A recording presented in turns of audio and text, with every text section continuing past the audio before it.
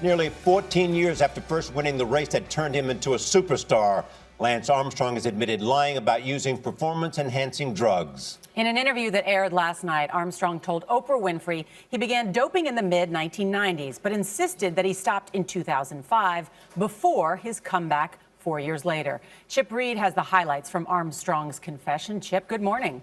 Well, good morning, Nora and Charlie. After years of defiantly denying doping charges, Armstrong admitted that not only did he use performance-enhancing drugs throughout his cycling career, he considered it part of his job, kind of like his regimen, like putting air in his bike tires or filling up his water bottle.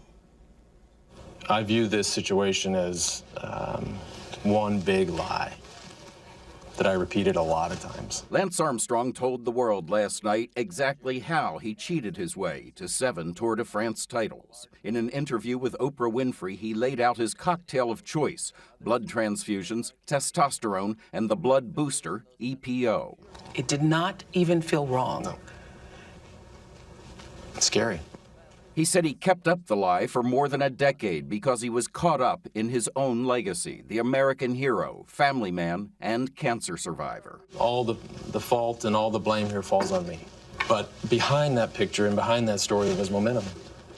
And whether it's fans or whether it's the media or whether it just gets going. And I lost myself and all that. Despite his hunger for victory, Armstrong denied claims by teammates that he threatened those who didn't want to dope. I'm not the most believable guy in the world right now, I understand, but I did not do that. But he admitted that he demanded to have things his way. Were you a bully? Yeah, I was a bully. Tell me how you were a bully.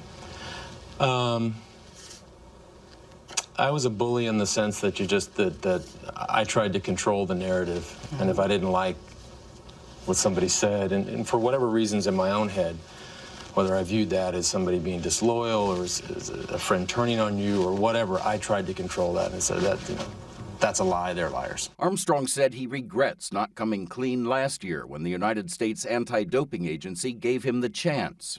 Oprah, I'd do anything. I'd do anything to go back to that day. After the interview, the agency released a statement saying tonight Lance Armstrong finally acknowledged that his cycling career was built on a powerful combination of doping and deceit. But if he is sincere in his desire to correct his past mistakes, he will testify under oath about the full extent of his doping activities. The 41-year-old says he is only now beginning to fully understand the scope of his lies. I'll spend the rest of my life trying to earn back trust and apologize to people for the rest of my life. Armstrong repeatedly refused to name names or implicate anyone else in the scandal. He told Oprah that he thought he would get away with cheating last year after the federal government dropped its criminal investigation, but the U.S. Anti-Doping Agency then launched its own investigation of Armstrong, which resulted in 1,000 pages of damning evidence. Charlie and Nora? Chip Reid, thank you.